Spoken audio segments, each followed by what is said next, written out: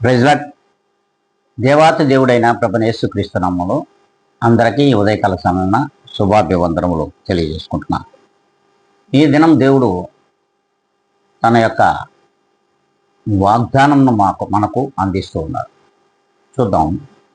అది 119వ కీర్తన 174వ లేఖనమును మనం చదువుకుందాం. ప్రభువా, నీ రక్షణ కొరకు నేను మిగిలి ఆశపడుచున్నాను. ప్రభువే ఈ దినమున స్పష్టంగా మాట్లాడుతున్నటువంటి మాట, మన నోటన పలుకుతున్నటువంటి మాట. ప్రభువా, నీ రక్షణ కొరకు నేను మిగులు ఆశపడుతున్నాను. మరి ఈ దినమునైనా సరే మనం అట్టి రక్షణ కోరుకుంటున్నామా?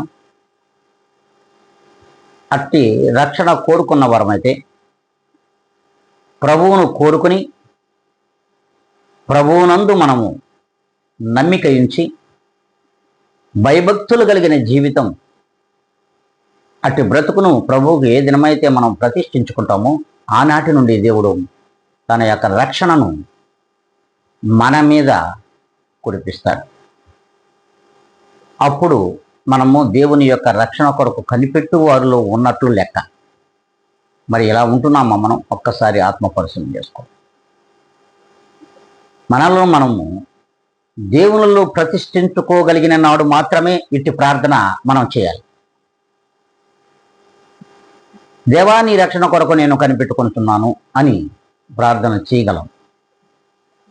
మనం దేవుని కొరకు కనిపెట్టుకునే వారిలో లేకుండా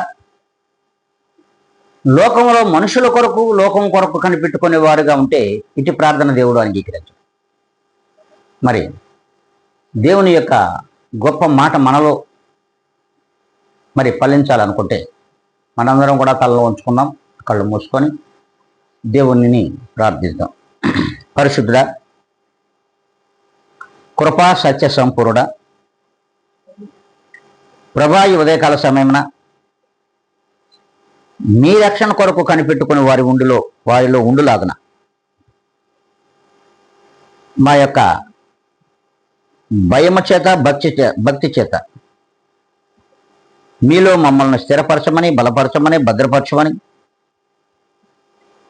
నీ రక్షణ కొరకు కనిపెట్టు వారిలో ఉండులాగున మా పైన కృప చూపమని బ్రతిమలాడుకుంటూ జీవాధిపతి అయిన యేసుక్రీస్తు నామమున అడిగి వేడుకొని ప్రార్థిస్తున్నాను మా తండ్రి. ఆమేన్.